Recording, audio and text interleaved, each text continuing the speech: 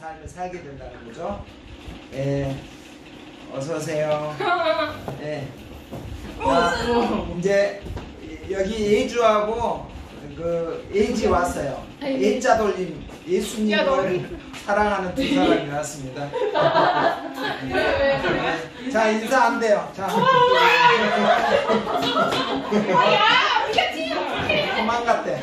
자, 앉으세요. 그래서 오늘 자, 성령 충만한 삶. 지난 주에는 뭐냐면 그리스도 안에 거하는 삶이 성령 충만한 삶이라고 그랬는데, 오늘 이제 성령 충만한 삶의 비결 두 번째 뭐냐면 말씀 안에 거하는 삶. 말씀 충만이 성령 충만이다. 이거를 이제 여러분들한테 이야기를 해드리겠습니다. 자, 그러면 말씀과 성령과는 어떤 관계일까요?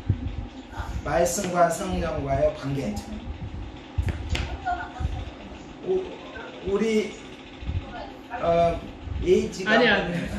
말씀과 성령과 살아 혹시 말씀과 성령과의 관계 어떤 관계인가요? 내가 그랬죠. 말씀 충만 성령 충만. 네. 자, 성경의 저자가 누구죠? 많아요. 많죠. 근데 성경을 실제로 기록한 분이 누구라고 그랬죠? 성경에서는 하나님인데 구체적으로 성령이라고 나와 있어요. 말씀은 성령에 의해서 성령의 감동하심을 받은 사람들이 받아서 적은 거예요. 그래서 이제 그 말씀과 성령의 관계, 그러니까 말씀의 저자가 성령이에요. 자, 생각해 보세요. 하나님께서 자신의 뜻을 피려가고자 할 때 가장 일반적으로 그 자기 의견을 나타낼 때 뭘로 나타내죠? 예지는 자기 의사 표현을 어떻게 해요? 네? 의사 표현.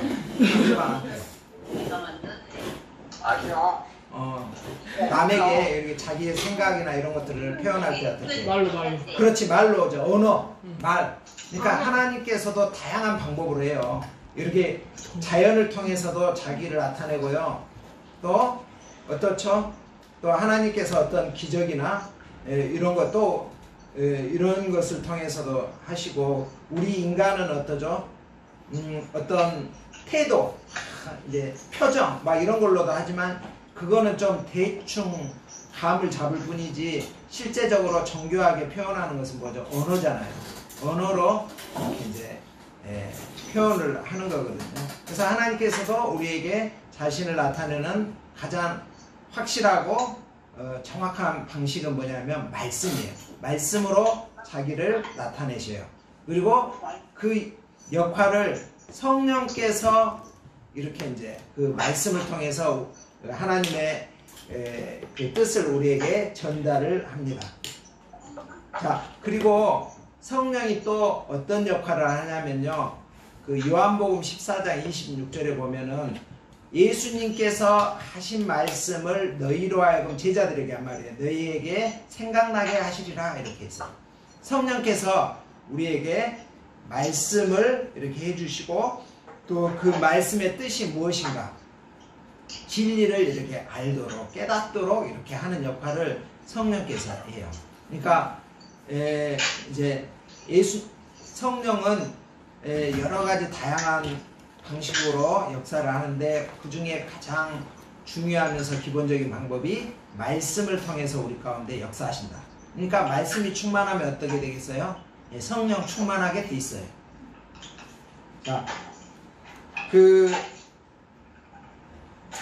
자, 그러면은 그 성령은 말씀을 통해서 역사한다고 그랬잖아요.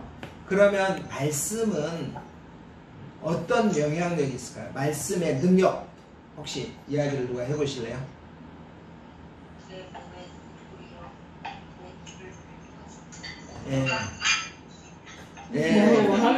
시편 119편 우리 105절 말씀을 우리 누군지는 모르지만 어떤 분이 해줬습니다. 내 발의 등이요 내 빛의 길입니다. 내 길의 빛이다. 길을 밝혀주고 이렇게 갈 길을 이렇게 밝혀주는 역할을 한다고 그랬는데, 말씀의 첫 번째 기능이 뭐냐면요, 하나님 말씀 내 기능 첫 번째 어떤 일을 하냐면요, 말씀은요 진리예요. 진리가 뭐죠? 대학생이니까 진리의 전당에 다니는 대학생들이 대답해야지. 진리가 뭐예요?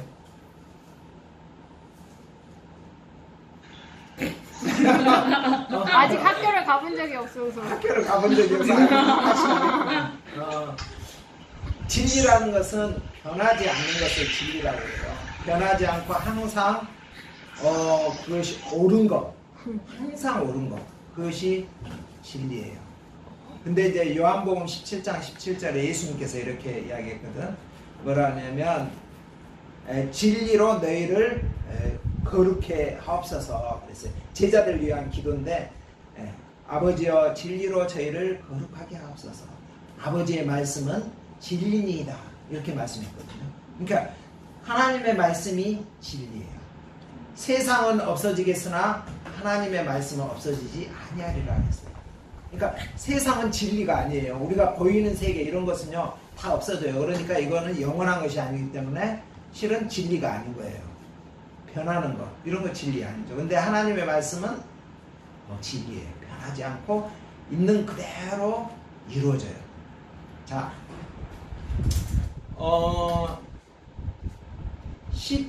이사야 55장에 보면 이런 말씀이 나와요. 10절, 11절, 12절 이쪽에 보면은, 자, 우리가 비와 눈이 어떻게 하늘에서 내려오죠. 내려와서 땅을 적셔서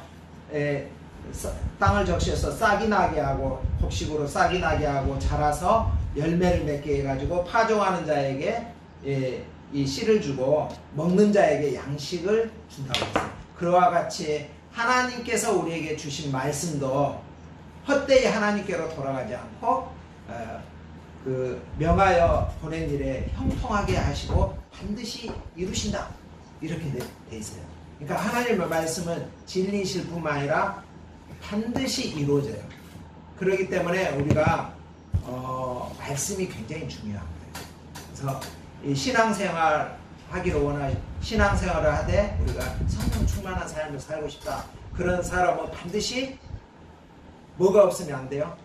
말씀을 가까이 하지 않고는 절대 성령 충만할 수 없다. 이렇게 단정지어서 말할 수가 있어요. 그러니까 하나님의 말씀과 성령 충만은 불가분의 관계고, 하나님은 성경을 통해서 우리 가운데 역사하시고, 또 성경을 하나님의 말씀을 받아야만이 우리가 하나님의 영광을 위해서 일할 수 있고 하나님의 뜻을 위해서 일할 수가 있는 거예요. 그렇지 않으면 어떻게 돼요? 자기 일을 하는 거예요. 그렇습니다. 그리고 그 말씀에는 어떤 능력이 있냐면 히브리서 4장 12절에 뭐라고 그랬죠? 여러분, 하나님의 말씀은 살았고 운동력이 있다고 그랬잖아요. 그래서 좌우의 날선 건본다 에리아의 홍과 및 관절과 을 찔러 쪼개기까지 한다라고 했어요. 그래서 살았고 운동력이 있어요. 막 살아있다의 말은 살아있네 그러잖아요. 살아있네. 이제 이게 죽어있지 않고 살아있단 말은 영향을 미친다는 거예요. 살아서 역사한다는 거예요. 그리고 생명을 부여한다는 거예요. 하나님의 말씀이 우리 가운데 마치 씨와 같아요. 씨. 그래서 이제 성경에는 말씀을 뭐라고 하죠? 씨라고 해요. 씨 심으면 살아있기 때문에 씨하고 그냥 돌멩이하고 차이점 뭐죠? 모래하고. 씨는 생명력이 있어요. 근데 모래는 생명력이 없는 거예요.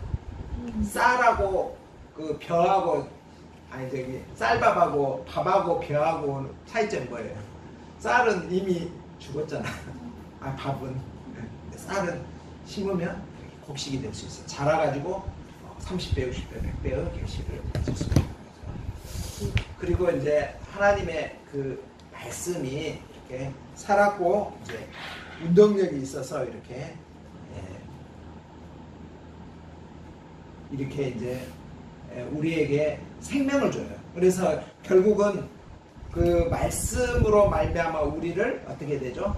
구원을 얻게 하는 거예요. 하나님의 말씀이 우리를 구원 얻게 하고 생명을 얻게 돼요. 여러분들이 믿음은 들음에서 나오며 들음은 그리스도 말씀으로 말미암으니라. 로마서에서 말씀이죠. 10장 17절에서. 그래서 여러분들을 말씀이 여러분들을 생명을 얻게 하고 구원 얻게 하고 이렇게 거듭나게 하고 또 그것뿐만 아니라 그 씨가 내려 우리 마음, 말씀의 씨앗이 우리 마음 가운데서 자라서 우리를 영적으로 성장시켜줘요. 영적으로 성장해서 여러분들이 어때요? 자, 여러분들 그 말씀을 뭘로 표현하죠? 영적인 뭐다? 자, 우리 기도를 호흡이라고 그러잖아요. 말씀을 뭐라고 그러죠? 양식. 양식이에요. 양식. 그래서 오늘의 양식, 우리 일용할 양식 그러잖아. 양식은 왜냐하면 우리를 살아있어 갖고 생명을 충만하게 하고 또 자라게 하고 이렇게 밥 먹어야지 우리가 또 힘을 쓰게 하잖아요. 공부할 수도 있게 하고. 밥 안 먹은 사람 오늘 식사 안 한 사람 있어요 혹시? 없죠? 다 오늘 밥 먹었잖아요. 살아가기 위해서는 밥을 먹어야 돼. 마찬가지로 우리가 그 영적인 생활 또 성령 충만한 삶을 살기 위해서는 말씀을 먹어야 돼요. 이게 먹어야지 힘이 나고 능력이 있죠. 자, 그 다음에 말씀이 또 어떤 역할을 하냐? 혹시 여러분들 하실 말씀 있으면 이야기해 주세요. 양식이 또 말씀이 무슨 역할을 하는가? 방향. 예, 방향을 준다. 예, 그쵸? 우리가 나아갈 방향. 아까 내 발의 등이여 내 길에 비치니이다 그랬잖아요. 아까 에란 사모님께서 인용을 했는데 방향을 주죠. 또 어떤 역할을 하죠? 방패. 예, 방패. 방패 역할을 해요. 예, 방패. 근데 방패보다 더 방패는 이렇게 방어하는 무기잖아. 공격하는 무기. 말씀이다. 그렇지, 검. 말씀의 검. 성령의 검이 뭐라고? 이제 말씀이에요. 그래서 어때요? 유일하게 그 사단 마귀와 전쟁에서 이렇게 공격하는 무기가 이 검이에요. 자, 예수님께서도 성령 충만한 가운데서 이제 마귀에게 광야에서 시험 받으셨잖아요. 그때 뭘 사용했죠? 어떤 무기를? 말씀을 사용했잖아요. 그쵸? 3번 할 때 가라사대 그런 말씀하시되 하면서 성경 말씀을 인용해서 마귀와 이렇게 싸우셨잖아요. 우리가 이제 죄와 또 그 마귀와 이렇게 싸우는 무기는 뭐냐면 말씀이에요. 그리고 말씀이 우리로부터 죄의 무기로부터 우리를 보호해 주잖아요. 네, 그렇죠? 말씀이 그래서 시편 119편 9절 11절 우리 기도원이 한번 들리더라. 암송해봐요. 시편 119편 9절 11절 청년이 무엇으로? 청년이 무엇으로 깨끗해지리? 자신의 깨끗. 청년이 무엇으로 그 행실을 깨끗게 하리까? 내가 주께 범죄하지 아니하려 하여 말씀을 내 마음에 두었네. 예, 내가 주께 범죄하지 아니하려 주의 말씀을 내 마음에 두었나이다 그랬죠. 예, 말씀을 이렇게 마음에 두고 그 말씀으로 이렇게 살아갈 때 말씀 충만하면 죄로부터 이렇게 유혹으로부터 보호가 되고요. 또 대적할 수가 있어요. 이게 중요한 승리의 비결이에요. 자, 그리고 아까 이야기했죠. 그 영적인 성장. 우리가 영적으로 성장. 그래서 영적으로 성장하려면 어떻게 해야 될까요? 애들이 막 어때? 응애 우리 엘리사 목자 엘리사 목자님이란다. 성진 목자. 거기 이한나 목자님이 얼마 전에 그 출산했거든요. 아들 출산했죠? 아들이죠? 네, 아들.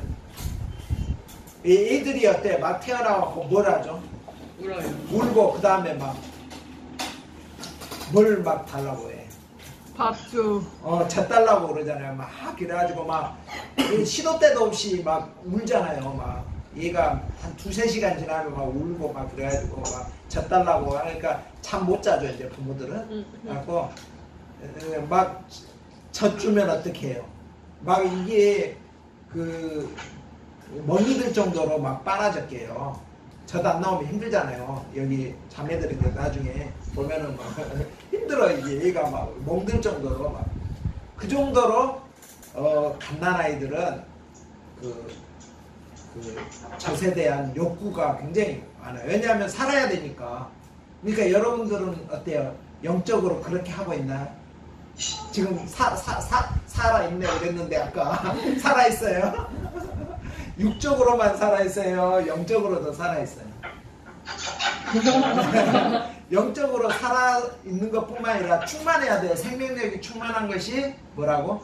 성령 충만. 그래서 말씀이 충만하면 여러분들이 그 성령 충만해요. 그러려면은 이제 베드로전서 2장에 보면 8, 9절에 그런 말씀이 있죠. 그 베드로전서 2장 2절이네요. 갓난아이들과 같이 순전하고 신령한 젖을 사모하라. 그로 말미암아 너희로 구원에 이르도록 자라게 하느니라 그랬거든요. 순전하고 신령한 젖을 갓난아이들처럼 말씀을 그렇게 막 사모해야 돼. 그래가지고 다윗은요 어느 정도로 사모했냐면 밤중에서도 벌떡 일어나가지고 일어났어요. 자다가. 왜냐면 말씀을 보고 싶어가지고. 혹시 그런 적 있나요 여러분들? 말씀을 막 보고 싶어요. 주의 말씀에 그래서 아침에 일어나서도 주의 말씀을 듣고 싶습니다. 이렇게 하고. 예, 사슴이 목마른 사슴이 시냇물을 찾듯이 내가 주를 갈망하나이다. 이렇게 파수꾼이 아침을 오는 것을 기다린 것 같이 내가 주의 말씀을 사모합니다. 네, 그 정도로 사모했다는 거예요. 여러분들이 그 정도로 말씀을 사모해야 돼. 예. 자신을 좀 한번 돌아보면 좋을 것 같아요. 우리가 말씀을 얼마나 사모하고 있는가. 그리고 이제 말씀이 어떤 역할을 하냐면요. 열매를 맺게 해요. 열매 맺는 삶을 살게 돼요. 어떤 열매를 맺게 할까요? 어떤 열매? 말씀인 씨가 자라면 어때요? 막 자라잖아요. 자라서 나무가 되면 나중에는 뭘 열매 맺어야 되잖아. 곡식을 심는 이유는 열매를 얻기 위해서. 우리도 마찬가지예요. 이 말씀의 씨가 우리 마음에 내려가지고 깊이 성장해서 이렇게 열매를 맺게 돼 있어요. 근데 어떤 열매를 맺을까요? 말씀. 예? 말씀. 말씀의 열매. 예. 성령의 열매. 그렇죠. 9가지의 성령의 열매. 갈라디아서 5장 22절. 그 23절. 성령의 열매 9가지. 또 어떤 열매들이 있을까요?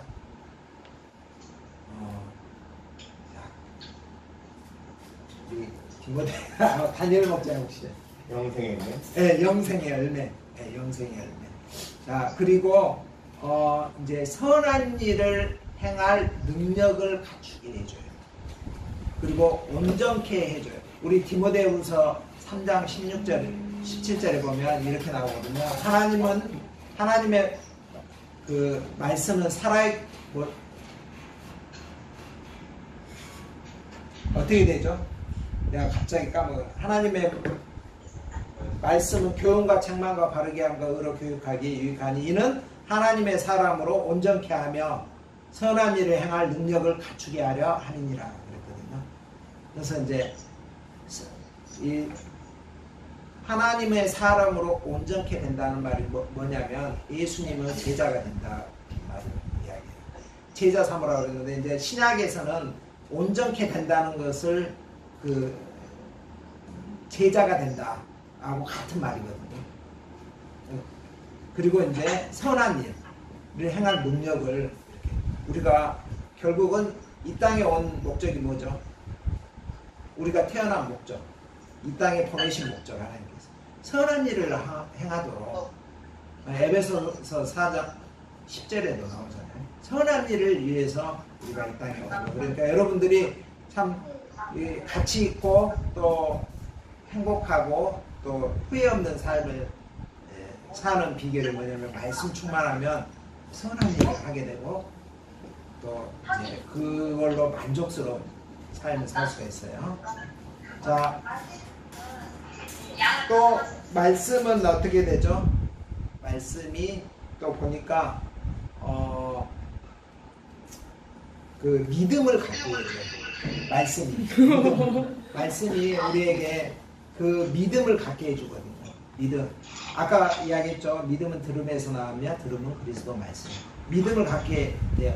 아브라함이 믿음을 갖게 된 이유가 뭘까요? 예. 하나님의 말씀을 붙들었기 때문이에요. 하나님의 말씀이 깊이 체험되고 그 말씀. 그래서 이제 로마서 4장 21절 우리 기도원 혹시 암송했어요? 로마 4장. 믿음이 없어 하나님의 약속을 의심치 않고 믿음에 견고해져서 하나님께서 약속하신 그것을 능히 이루시기를 확신하였습니다. 예주는 다 외웠을 것 같은데 제 입에 뭐요? 그 69절 암송 다 안 했나? 69절이요? 예지도 안 했어요? 우리 여기 계신 분들은 앞으로 69절 다 암송을 하면 좋을 것 같아요. 거기에 다 나오는 말씀인데. 그래서 이렇게 근데 우리가 이렇게 성령 충만함, 말씀 충만함을 받도록 하는데 방해가 되는 것이 뭐가 있을까요? 잔재미, 그렇죠? 잔재미 또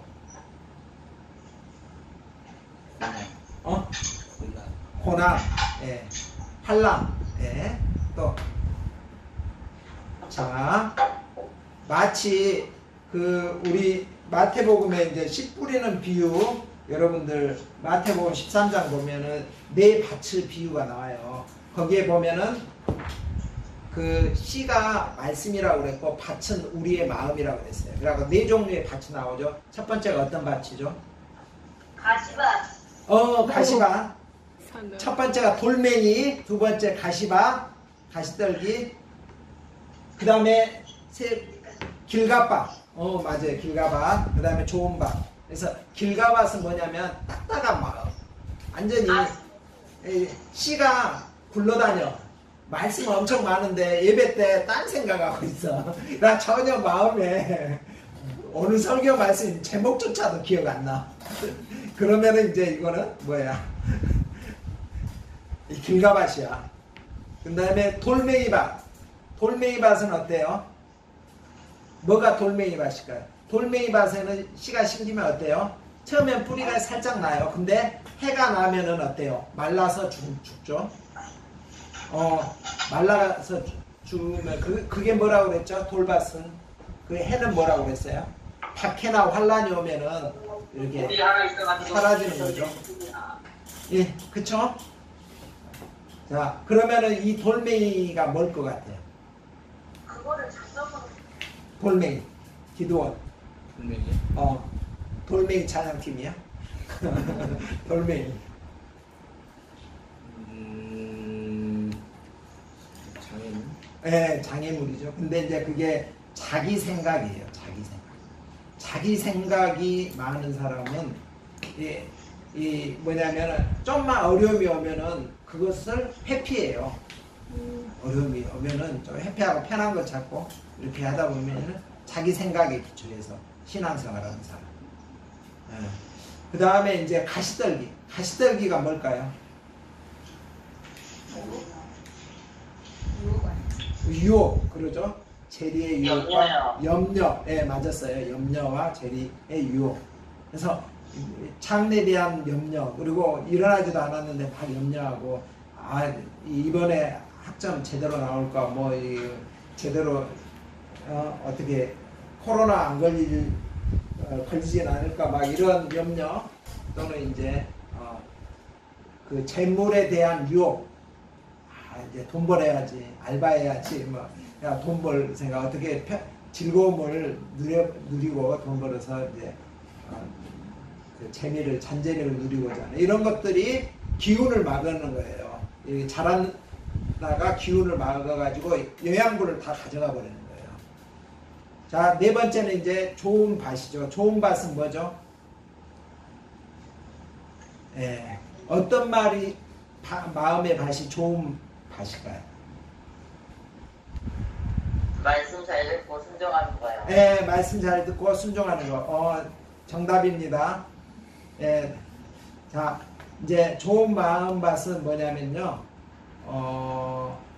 자, 말씀이 잘 들어오도록 이렇게 자기 것이 되도록 잘 받아들이는 거죠. 그러면 잘 받아들인다는 것은 어떻게 하는 거죠? 여러 가지로 표현할 수가 있어요. 첫 번째는 배우고자 하는 자세. 그리고 말씀을 이제 겸손한 자세. 나 다 아는 말씀에 전에 들은 건데 이렇게 하는 것이 아니라 겸손하게. 그 다음에 그 말씀에 대해서 어떻게 해야 되죠? 예, 나의 삶에 실천하고자 하는 자세. 그냥 지식적으로만 알려고 하는 것이 아니라 그 말씀을 내 삶 가운데 순종해서 실천하고자 하는 그런 마음으로 말씀을 받는 거예요. 그 다음에 또 어떤 것이 있을까요? 예. 네. 그리고 이제 우리가 이 말씀이 저자가 누구라고 그랬죠? 성령이잖아요. 성령. 그러니까 이 말씀을 누가 제일 잘할까요? 성령이 잘하시겠죠. 이게 나는 잘못 해석할 수, 우리 대화하다 보면 어때요? 둘이 막 카톡했는데 얘가 나를 개무시하네. 막 이렇게 이제 착각할 수도 있잖아요. 우리 그 카톡이 특히 그래요. 이렇게 직접 말하는 데는 보면서 하니까 괜찮, 오해를 안 하는데 카톡이나 페이스북이나 이런 데다 뭐 하면은 이게 기분이 안 좋은 상태에서 이렇게 안 좋은 일이 있어 기분 안 좋은 상태에서 이렇게 카톡을 딱 본다든지 그러면 그 잘못 해석할 수가 있거든요. 사람이.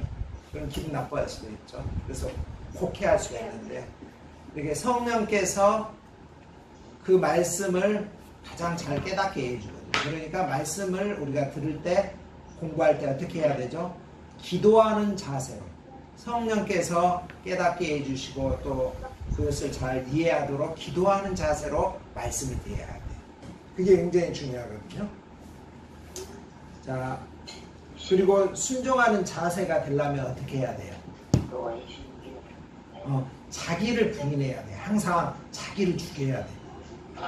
내가 살아있으면 이렇게 순종, 그 자기를 이렇게 부인하고 자기를 이렇게 해야 되거든요. 저기 부인하는 마음, 항상 하나님의 말씀을 내 생각보다 우선에 둬야 돼요. 그렇지 않으면 어떻게 되죠? 말씀은 많이 듣기는 듣고 많이 배우기는 하나 어떻게 결국은 진리에 이르지 못한다고 이제 디모데후서에 보면은 얀네와 야분네가 그 여자들이 막 그랬다고 그랬잖아요. 그러니까 이렇게 우리가 그런 자세, 자기를 부인하고 자기보다 자기가 듣고 싶은 말만 들으면 안 돼요. 그리고 사람들은 말씀을 자기식으로 편리하게 해석해. 그래가지고 이렇게 하는데 그게 아니라 성령께서 주시는 말씀으로 이렇게 순종하는 자세로 이렇게 들어야 됩니다. 이게 필요하겠습니다. 그리고 여러분들이 이제 그러면은 여러분들이 말씀을 자 섭취하는 방법, 말씀 충만하기 위해서 섭취하는 방법은 뭐가 있을까요? 예주 말씀을 섭취하는 방법. 방법 하나만 들으면 되는 거죠? 아무거나. 양식 먹기. 그렇지, 양식 먹기 아주 중요한 거. 양식. 또 우리 예지도 많잖아. 괜찮아. 많아. 말씀을 섭취하는 방법? 섭취하는 방법. 성경이. 성경 읽기. 그렇죠, 성경 읽기. 우리 성경 읽기 성경이잖아. 자, 말씀 암송. 오. 네. 또 기도원 혹시 GPS. GBS 공부. 네. 여호수아는 뭐 있어요? 혹시?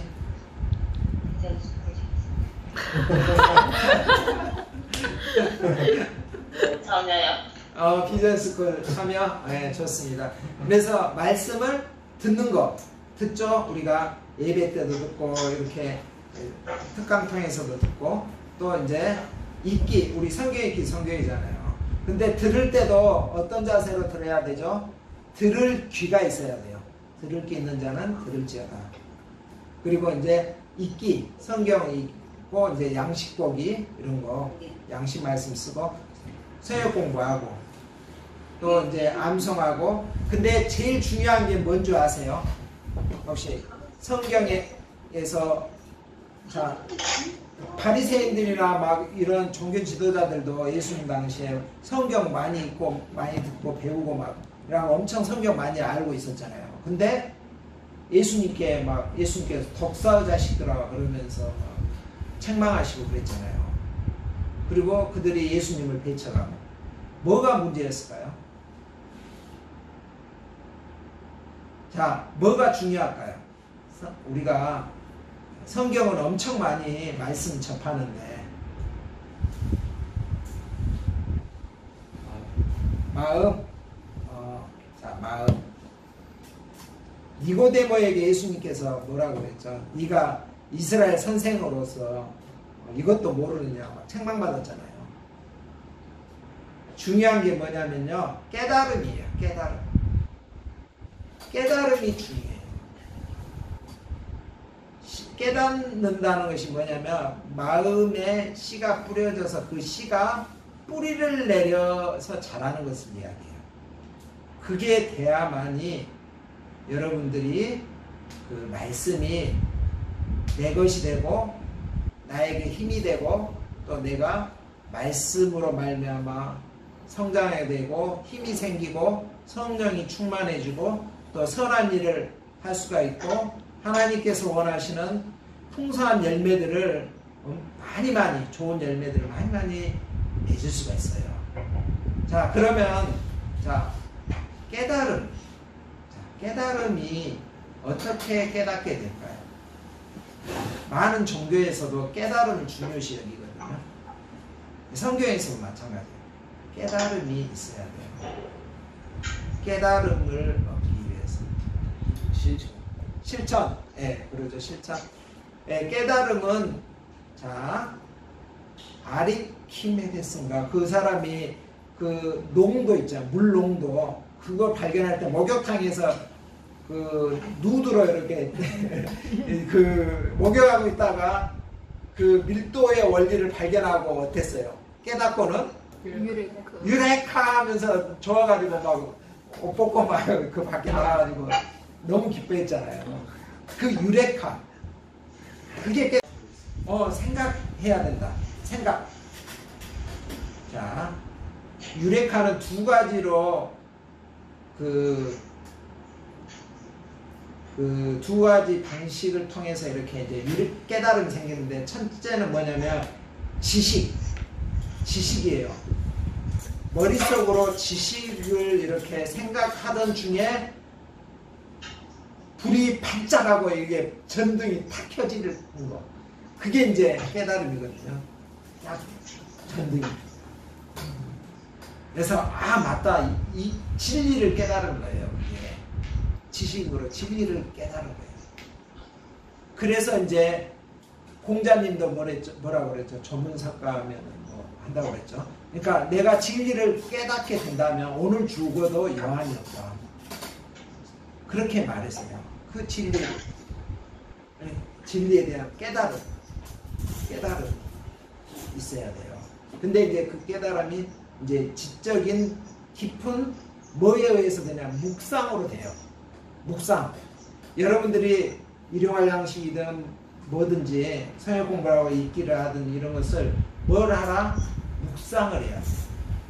깊이 묵상. 묵상이 뭐죠? 묵상이라는 언어적인 뜻은 뭐냐면 걔가 이 뼈다귀를 핥아 이런 뜻이에요. 막 이리 핥고 저리 핥고 맛을 막 막 뼈다귀 하나 가지고 막 계속 가지고 놀잖아요. 막 이리 핥아보고 저리 핥아보고 이런 식으로 그 말씀에 대해서 깊이 이렇게도 생각해보고 저렇게도 생각해보고 질문도 해보고 막 이렇게 이제 그것을 그 알 때 그 의미가 무엇인가를 깊이 생각하고 사고하고 이제 하는 거예요. 묵상하고. 그래가지고 그런 가운데서 깨닫게 된 거예요. 그러니까 마치 그 유레카한 것처럼 뉴턴이 사과가 딱 떨어질 때 그때 만유인력의 법칙에 대한 유레카가 생긴 거예요. 이게 이제 깨달음이 금방 생기는 것이 아니라 그런 수많은 과정을 통해서 마지막에 생기는 것이 깨달음이에요. 그런데 그 과정은 뭐냐? 묵상이에요. 많은 사람들이 사과 떨어지는 거 봤을 거 아니에요. 많은 사람들이 목욕탕에 가서 물 이렇게 몸 담갔을 거 아니에요. 근데 그것을 깨닫는 사람, 그 원리를 깨닫는 사람은 그 사람이에요. 그리고 그 깨달음을 가지고서 어때요? 깨닫는 사람은 삶에 적용하는 거예요. 그렇죠? 그래서 깨닫게 되면 어떻게 되냐면요. 사람이 그거를 나의 삶의 원리로 삼아요. 그리고 그것을 이제 계속 이제 그거를 진리로 받아들이고 이제 살아가는 거. 그 원칙에 의해서. 그 다음에 두 번째 깨달음은 어떻게 생기냐면요. 체험을 통해서 얻게 돼요. 여러분. 체험을 하게 되면 계속 반복적으로 하면 어때요? 그게 아 이렇구나 하고 그것을 이제 깨닫게 되고 이제 그거를 나의 삶의 원리로 삼는 거거든요. 근데 이제 믿음의 체험을 한 사람들이 그래서 중요한 거예요. 그 예를 들어서 가나 혼인잔치에서 많은 사람들이 있었지만 예수님께서 그 하인들이 물 항아리에다 물을 잔뜩 부어가지고 채워가지고 포도주로 내어라 할 때 하인들만 알았잖아요. 그거를. 다른 사람은 몰랐는데 그 하인들은 순종이라는 그 행동, 체험을 통해서 깨닫게 된 거예요. 아, 예수님이 메시아구나. 그래서 이렇게 이제 체험, 똑같이 체험을 해도 깨닫는 사람이 있고 깨닫지 못하는 사람이 있어요. 예를 들면 예수님의 제자 중에서 베드로는 어때요? 예수님이 주요 그리스도로 이렇게 고백을 했지만 유다는 3년 동안 따라다녔지만 어디에 관심이 많았냐면 예수님보다 예수님의 호주머니, 거기서 나온 돈, 그것에 욕심이 많고 자기 나라의 어떤 독립 이런 것에 관심이 있다가 나중에 예수님을 어때요? 자기 생각에 예수님이 자기 욕구를 충족시켜주지 않으니까 어떻게 은 30에 팔아버리는 거예요. 근데 체험도요. 어떻게 그 해석 그러니까 깨달음은 또 해석이 중요하거든요. 어떻게 해석하느냐 그게 중요합니다. 그래서 여러분들이 근데 이 해석을요 내가 해석할 수도 있어요. 근데 누가 해석을 해줘야 되죠? 성령 띵동대. 네, 성령께서 깨닫게 해주셔야만이 이게 이제 그 우리가 올바르게 이렇게 그 말씀을 알게 되고 하나님 뜻을 알아요. 그러므로 우리가 말씀을 깨닫고 구원 얻게 되고 하나님의 백성이 되고 이렇게 영적으로 성장을 이루는 것을 뭐라고 그러냐면 은총이라고 해요. 은총. 일반 사람들은 보통 사람들은 깨닫지를 못하는 거예요. 근데 하나님께서 성령을 통해서 이거를 우리로 하여금 깨닫게 해주셨기 때문에 성령께서 은총이라고 그러는 거거든요. 조금 이제 깊이 있게 들어가서 죄송합니다. 여러분들 이해되는지 모르는데 아무튼 은총이라고 그래요. 네. 하나님께서 여러분들 지금은 알지 못해도 기억에 두셨다가 나중에 신앙적으로 성장하면은 이거를 생각합니다. 네. 자, 그러기 때문에 우리가 이제 지적인 깨달음과 이제 체험을 통한 깨달음, 그걸 통해서 성령의 은총으로 말미암아. 그러니까 우리가 성령의 은총과 우리의 열심히 갈급함이 두 가지 묵상하는 거예요. 그러니까 자기 이야기 쓰려고 하지 말고 말씀이 무슨 내용인가, 성령께서 내게 가르쳐 주시고자 하는 것이 뭔가, 그것을 쓰셔야 돼요. 이 말씀의 의미가 뭔가를. 그 소감을 깊이 있게 쓰는 가운데 그 가운데서 성령께서 나의 삶 가운데 적용키를 원하는 것이 있으면 그것을 풀어내는 거예요. 내 삶 속에서. 그러면은 좋은 소감이 되거든요. 그럴 때 여러분들이 이렇게 영적으로 성장해갖고 성령 충만한 사람이 돼요. 그래서 소감이 굉장히 중요하다. 여러 가지가 있겠죠. 오늘 여러분들에게 제안하는 것은 뭐냐면 소감을 통해서 성령 충만하십시오. 말씀 충만, 성령 충만이다. 그리고 여러분들이 말씀이 빈곤하면 어떻게 되는 줄 아세요? 삶이 빈곤해져요. 말씀 빈곤 이코르 삶의 빈곤. 자, 말씀 충만, 삶의 풍성함, 성령 충만. 이렇게 똑같은 거예요. 그러한 삶을 여러분들이 오늘 말씀을 통해서 말씀을 사모하고 말씀을 풍성히 누릴 수 있기를 기도합니다. 제가 요약된 부분을 여러분들에게 좀 잠깐 읽어드릴게요. 들어보세요. 마지막으로. 하나님은 그분의 말씀인 성경을 통해 의사소통을 하고 계십니다. 성경은 믿음과 행위에 관한 모든 문제에 대하여 최종적인 권위를 갖습니다. 성경 말씀을 통해서 당신은 하나님을 보다 잘 알게 되며 당신의 삶에 관해 하나님께서 원하시는 바를 이해하게 되고 그분을 위하여 사는 삶에 관한 새로운 진리를 발견하게 됩니다. 하나님은 믿는 자들에게 그들 속에 하나님의 말씀이 풍성히 거하게 하라고 명령하십니다. 그러므로 당신의 삶 가운데 하나님의 말씀이 가득 차도록 하는데 전심으로 임하는 것이 필요합니다. 하나님은 그분의 말씀을 묵상하는 것을 대단히 강조하십니다.